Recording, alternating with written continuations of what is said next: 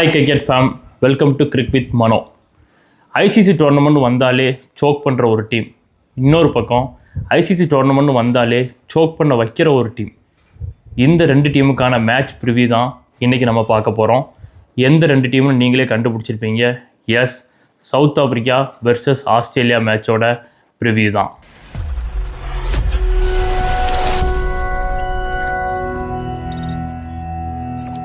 நிறவெறி காரணமாக ICC south Africa டீமை ban பண்ணி வச்சுருந்தாங்க. அதுக்கப்புறம் 90க்கு அப்புறம் அந்த பேனை எடுத்துட்டாங்க. 90க்கு அப்புறம் டீமை மெதுவாக நல்ல பழைய மாதிரி டெவலப் பண்ணாங்க. 90களோட இறுதியில் ஒரு வெல் பேலன்ஸ் டீமாகவே சவுத் ஆஃப்ரிக்கா டீம் இருந்துச்சு. பேட்டிங், பவுலிங், ஃபீல்டிங்னு 3 டிபார்ட்மெண்ட்லேயும் அசத்தலாக இருந்துச்சு. இன்றைக்கி இங்கிலாந்து டீமை நம்ம சொல்கிறோம் 11 பேர் 6 அடிக்கிற எபிலிட்டி இருக்குன்னு. அதே எபிலிட்டியை அப்போ இருந்த அந்த சவுத் ஆஃப்ரிக்கா டீம் வச்சுருந்தாங்க. அதுக்கு ரிசல்ட்டாக இன்றைக்கி சாம்பியன்ஸ் ட்ராஃபின்னு சொல்லப்படுறது, அன்றைக்கி நாக் அவுட் ட்ராஃபின்னு சொன்னாங்க. அந்த நாக் அவுட் ட்ராஃபியில் செமிஃபைனலில் இன்றைக்கி பலம் வாய்ந்த டீமாக கருதப்படுது ஆஸ்திரேலியாவை அன்றைக்கே தும்சம் செஞ்சு, ஃபைனலில் வெஸ்ட் இண்டீஸையும் தும்சம் செஞ்சு கப்புன்னு பண்ணாங்க. அந்த சாம்பியன்ஸ் ட்ராஃபியும் கைப்பற்றினாங்க. ஸோ நாங்கள் இந்த கிரிக்கெட் உலகத்துக்கு வந்துட்டோம் அப்படிங்கிறத ப்ரூஃப் பண்ண விதமாக அந்த ஸ்டேட்மெண்ட் இருந்துச்சு. நெக்ஸ்ட்டு 1999 ஐசிசி 50 வேர்ல்டு கப் வந்துச்சு. அதுலேயும் செமிஃபைனலில் சவுத் ஆஃப்ரிக்காவும் ஆஸ்திரேலியா தான் மோதிச்சு. திருப்பியும் சவுத் ஆஃப்ரிக்கா வின் பண்ணிடுன்னு உலகமே வெயிட் பண்ணிட்டு இருந்துச்சு. ஆனால் ரிசல்ட் வேறு விதமாக இருந்துச்சு. ஆஸ்திரேலியா வின் பண்ணாங்க. அதுவும் எப்படி வின் பண்ணாங்கன்னா, 2 பேரும் மேட்ச் டை ஆயிடுச்சு. கடைசி ஒரு ரன் அடித்தா வின்னுட்டு இருக்கும்போது ஒரு ரன் அவுட் ஆயிடுவாங்க. அங்கே ஆரம்பிச்சிச்சு அவங்களோட அந்த சோக்கர் பயணம். இன்னைக்கு வரைக்கும் தொடர்ந்துட்டு தான் இருக்குது. இப்போ ரீசெண்டாக 2024 நடந்த வேர்ல்டு கப்பில் கூட 30 பாலுக்கு 30 ரன்னு இருக்கும்போது கூட அதை சோக் பண்ணிட்டாங்க. ஏன், சவுத் ஆஃப்ரிக்கா உமன்ஸ் டீம் முதற்கொண்டு சோக் பண்ணிட்டு தான் இருக்காங்க. ஸோ அதுக்கான ஆரம்ப புள்ளியை போட்டு வச்சது ஆஸ்திரேலியா டீம் தான். சவுத் ஆஃப்ரிக்கா வெர்சஸ் ஆஸ்திரேலியானாலே நமக்கு ஃபஸ்ட்டு ஞாபகம் வருது 1999 வேர்ல்டு கப் செமிஃபைனல். அந்த செமிஃபைனலுக்கு அப்புறம் சவுத் ஆஃப்ரிக்காவும் ஆஸ்திரேலியாவும் மோதின அந்த 5 மேட்ச் சீரியஸ், அதோட ஃபைனலில் 434 ரன் ஆஸ்திரேலியா அடிச்சிருப்பாங்க. அந்த மேட்ச்சுக்கு நான் பர்டிகுலராக ஸ்கூலே லீவ் போட்டாங்க. நம்ம ஆஃபீஸ்க்கு ஆப்போசிட்டில் இருக்கிற வீட்டில் போய் தான் நான் அந்த மேட்ச் பார்த்தேன். அப்போ நான் படிச்சுட்டு இருந்ததுனால வீட்டில் கேபிள் கனெக்ஷன்லாம் எடுத்துட்டாங்க. ஸோ இந்த வீட்டுக்கு ஆப்போசிட்டில் இருந்த வீட்டுக்கு போய் தான் அந்த மேட்சை நான் பார்த்தேன். ஒரு நாள் லீவ் போட்டதுக்கு தேவையான என்ன ஒர்த்து நம்மளுக்கு தேவையோ அவ்வளோ ஒர்த்தையும் அந்த மேட்ச் கொடுத்துச்சு. 434 ரன் ஆஸ்திரேலியா அடித்தாங்க. அப்போ உள்ள பேப்பர்ஸ்லாம் பிரிண்ட் கிட்டத்தட்ட நிறைய பேர் அடிச்சிட்டாங்க. உலக சாதனை ஆஸ்திரேலியா படைச்சதுன்னு பிரிண்ட்டை அடிச்சுக்கிட்டு இருக்கும்போது அந்த 434 ரன்னை சேஸ் பண்ணிட்டாங்க சவுத் ஆஃப்ரிக்கா. எல்லாம் அடித்த பேப்பர்லாம் திருப்பி ஏன்னா அடிச்சுட்டு எப்படியாவது சவுத் ஆஃப்ரிக்கா தோற்றுரும், அதை எப்படி கீழே போடலான்னு சொல்லி ஹெட்லைனில் ஹெட் நியூஸில் ஃபுல்லாக ஆஸ்திரேலியாவை பெருசாக போட்டுட்டு இருந்த எல்லாருக்கும் இடி மேலே இடி விழுந்து அந்த ஹை ஸ்கோர் கனவு அப்படிங்கிறத 3.5 மணி நேரத்தில் தகர்த்து எரிஞ்சாங்க சவுத் ஆஃப்ரிக்கா. அப்படிப்பட்ட டீம் தான் சவுத் ஆஃப்ரிக்கா. இந்த ரெண்டு டீமோட லாஸ்ட் 5 மேட்சஸ் பார்த்தீங்க அப்படின்னா 4 மேட்ச் சவுத் ஆஃப்ரிக்கா ஜெயிச்சிருக்கும், ஒரே ஒரு மேட்ச் ஆஸ்திரேலியா ஜெயிச்சிருக்கும். ஆனால் அந்த ஒரே ஒரு மேட்ச் எங்கே ஜெயிச்சாங்க தெரியுமா? 2023 world cup semifinal. Again south Africa ஆஸ்திரேலியாவோட சோக் பண்ணிட்டாங்க. அதே வேர்ல்டு கப்பில் லீக் மேட்ச்சில் சவுத் ஆஃப்ரிக்கா ஒரு மேட்ச் ஜெயிச்சிருப்பாங்க. மீதி 3 மேட்சும் ஒரு நார்மல் பைலேட்டரல் சீரீஸில் ஜெயித்தாங்க. ஆனால் எல்லா மேட்ச்லையுமே அவங்க ஃபஸ்ட் பேட்டிங் பிடிச்சி ஒரு ரன் அடித்து டிஃபெண்ட் பண்ணியே ஜெயிச்சுட்டு வந்தாங்க.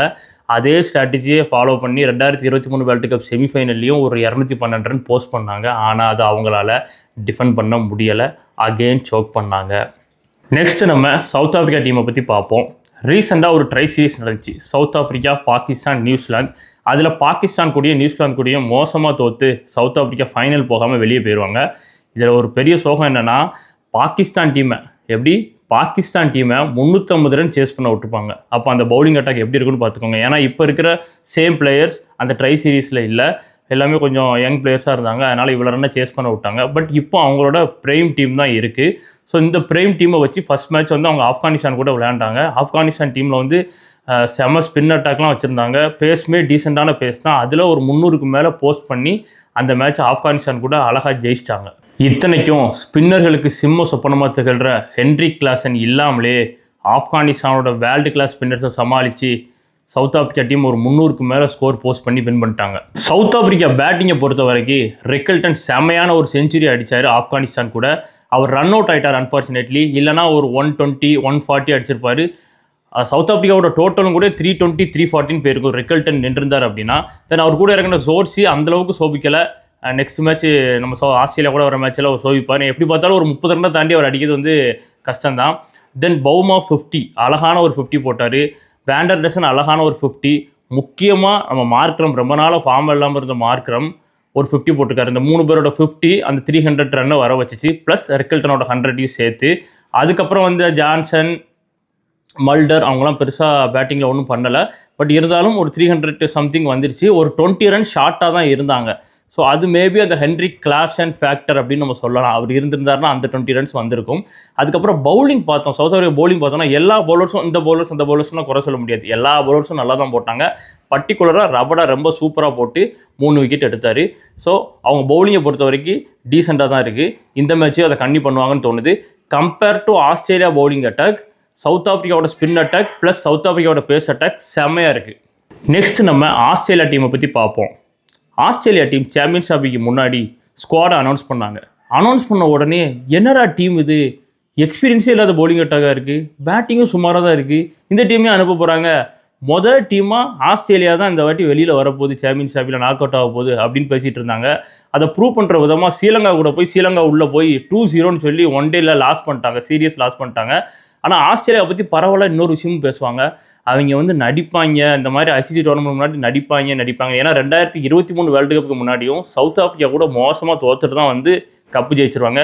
இங்கேயும் நடிக்காங்க. நான் கூட நம்பல அது எப்படி நடிப்பாங்க அப்படின்னு. ஆனால் ஒரு ஆட்டம் விளையாண்டாங்க பாருங்கள், இங்கிலாந்து கூட 350 ரன்னை அசால்ட்டாக சேஸ் பண்ணி 15 பால் மிச்சம் வச்சு சேஸ் பண்ணி வின் பண்ணிட்டாங்க.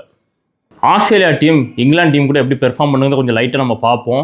ஏன்னா நான் ப்ரிவியூவில் சொல்லியிருந்தேன் ஹெட்டு போட்டு பொழக்க போகிறாரு, அவருக்கு ஷாட் வந்து ஒரு சப்போர்ட்டிங் கேரக்டர் பண்ணணும்னு. ஆனால் இங்கே அப்படி மாறிச்சு. ஹெட்டும் ஸ்மித்தும் டக்குன்னு அவுட் ஆகிட்டாங்க. ஷாட்டு போட்டு பொழந்து வேறு லெவலில் ஒரு இன்னிங்ஸ் வந்து நம்ம ஷாட் ஆடினார். அவருக்கு நீட்டாக பார்ட்னர்ஷிப் கொடுத்தாரு லேபிஸ்டேனே. மேட்ச் சூப்பராக போயிட்டு இருந்துச்சு. லேபிஸ்டேனே ஒன்ஸ் விக்கெட் ஆன உடனே எங்கள் மேட்ச் வந்து இங்கிலாந்து கையில் வந்துருமோன்னு நினைக்கும் போது இங்கிலீஷ் உள்ளே புகுந்து பயங்கரமான ஒரு ஆட்டம் ஆடி செஞ்சுரி போட்டார். அதில் அப்படி மேட்சுக்கு முற்றிலும் அப்படி வந்து பார்த்தீங்கன்னா ஆஸ்திரேலியா கைக்கே அப்படி போச்சு. இறுதியில் நம்ம அலெக்ஸ் கேரியும் சூப்பரான ஒரு சப்போர்ட்டிங் நாக் விளாண்டாரு. கூடவே மேக்ஸ்வெல் வந்து கடைசியாக அவரோட அதிரடியை காட்ட வின் பண்ணிட்டாங்க. ஸோ 7 பேரில் இப்போ டிராவிஸ் ஹெட்டும் சரி, ஸ்டீவ் ஸ்மித்தும் சரி, அவங்க ஃபார்மில் இல்லாமல் இல்லை, ஏதோ இந்த மேட்ச் அவுட் ஆகிட்டாங்க. ஸோ அவங்க என்ன சொல்ல வராங்கன்னா ஒரு ஸ்டேட்மெண்ட்டு, நாங்கள் 7 பேட்ஸ்மேனும் நல்லா தான் ஆடுவோம் அப்படிங்கிற ஒரு ஸ்டேட்மெண்ட்டை ஆணித்தனமாக இங்கிலாந்து கூட நடந்த ஃபஸ்ட்டு மேட்ச்லேயே சொல்லிட்டாங்க. இந்த 7 பிளேயரில் 5 பிளேயர் நல்லா பெர்ஃபார்ம் பண்ணதுக்கு மெயின் ரீசன் இங்கிலாண்டோட பவுலர்ஸ். ஒரு ஐடியாவே இல்லை. ஏன்னா அது ஒரு பேட்டிங் ட்ராக்கு, நல்ல விக்கெட்டு. அப்போனா என்ன பண்ணணும், நல்ல லைன் அண்ட் லென்த்தை மெயின்டைன் பண்ணணும், நல்ல வேரியேஷன் பாலில் வந்து கொடுக்கணும். நம்ம ஹர்ஷித் ராணா எப்படி போடுதாரு அந்த மாதிரி வேரியேஷன் கொடுக்கணும். இவங்க திம்மு ஓடி வந்து ஒரே ஷார்ட் பால், ஆஸ்திரேலியாக்காரன் தான் ஷார்ட் பாலில் தான் செம ஸ்ட்ராங்காக இருப்பாங்க. ஒரே ஷார்ட் பாலாக போட்டு ஆர்ச்சராக இருக்கட்டும், வுட்டாக இருக்கட்டும், அடுத்தல இந்த கேர்ஸ்னு ஒருத்தர் இருக்காரு, அவரெல்லாம் சரியான கேஸு. அவர் இப்போ போட வரும்போதே ஒரு மூஞ்சில் பயம் தெரியுது, அந்தளவுக்கு பயத்தில் போடுறாரு. ஸோ அவ்வளோ மோசமான பவுலிங்காக இருந்துச்சு. இதே அளவு மோசமான பவுலிங் வந்து சவுத் ஆஃப்ரிக்கா போடாது. இதே 350 ரன் சவுத் ஆஃப்ரிக்கா அடிச்சிட்டாங்கன்னா அதை ஆஸ்திரேலியா சேஸ் பண்ணுவாங்கிறது டவுட்டு தான். ஏன்னா south Africa bowling attack England bowling அட்டாக்கை விட தரமாக இருக்குது. ஆஸ்திரேலியா பவுலிங் அட்டாக்கை பொறுத்த வரைக்கும் அவங்க எல்லாருமே வந்து T20 நல்ல டெத்தில் போடக்கூடிய ஒரு பவுலர்ஸ் தான் எடுத்துகிட்டு வந்திருக்காங்க. இங்கே அதை வேறு மாதிரி அவங்க அப்ளை பண்ணாங்க. என்னடா 350 ரன் கொடுத்த பவுலர் பற்றி நம்ம இப்படி பேசிகிட்டு இருக்கலாமே நீங்கள் பார்க்கலாம். 350 இல்லைங்க, 330 ரெஸ்ட்ரிக்ட் பண்ணிடலாம். அந்த லேபிஸ்டனோட ஓவரில் கடைசி ஓவரில் ஆர்ச்சர் வந்து ஒரு 2 4 ஒரு 6 அடிச்சிட்டார். அதனால தான் அந்த 350 வந்தாங்க. ஸோ பவுலிங்கை நல்லாவே ஸ்டீவ் ஸ்மித் வந்து யூஸ் பண்ணார். ஸ்பின்னுக்கு கொஞ்சம் கூட உதவாத ஒரு பிச்சில் லேபிஸ்டனுக்கு 5 ஓவர் கொடுத்து ஒரு 2 மெயின் விக்கெட்டையும் எடுக்க வச்சார். இதுவே போட்டு அடின்னு அடிச்சிருந்தாங்க லேபிஸ்டனே அப்படின்னா என்ன இதுன்னு சொல்லி தப்பான மூவ்னு சொல்லி அவர் அவ்வளோ திட்டியிருப்பாங்க. பட் அந்த பிரேவ் காலை அவர் எடுத்தார். மோர் ஓவர் அந்த ஸ்பீட் பவுலர்ஸ் எல்லாருமே ஒரு 20 ஓவருக்கு அப்புறம் டாரிஸாக இருக்கட்டும், ஸ்பென்சர் ஜான்சனாக இருக்கட்டும், நேத்தன் எல்லிஸாக இருக்கட்டும், இவங்க எல்லாருமே டெத்தில் போடுற மாதிரி போட ஆரம்பிச்சிட்டாங்க. Slow bouncers, variations overs. அதனால் அவங்களால பெரிய அட்டாக்கு போக முடியல. அந்த ரன் ரேட் 6-7 ஒரு 15 ரன் ஓவர், ஒரு 20 ரன் ஓவருக்கு வந்து அவங்களால அந்த மிடில் ஓவர்ஸில் போக முடியல. அதுக்கு காரணம் வந்து ஆஸ்திரேலியாவோட பவுலிங் அட்டாக் தான். இந்த சேம் பவுலிங் அட்டாக் தான் வந்து இவங்க சவுத் ஆஃப்ரிக்கா கூட அப்ளை பண்ணுவாங்க. பொறுத்திருந்து பார்ப்போம் அதை எப்படி சவுத் ஆஃப்ரிக்கா ஹேண்டில் பண்ணுறாங்கன்னு.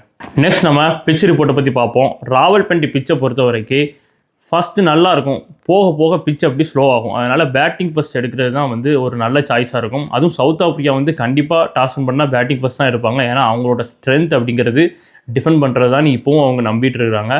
ஆஸ்திரேலியாவை பொறுத்த வரைக்கும் த சேம் சூஸ் டு போல் மெத்தடுக்கே அவங்க போக சான்ஸ் இருக்குது. ஏன்னா ஒரு 350 ரன்னை சேஸ் பண்ணதுனால அதுதான் ப்ளஸ் அப்படின்னு அவங்க நினைப்பாங்க. ஸோ இந்த 2 டீமுக்குங்கான வின்னிங் அந்த பெர்சன்டேஜ் அப்படிங்கிறத பார்ப்போம்.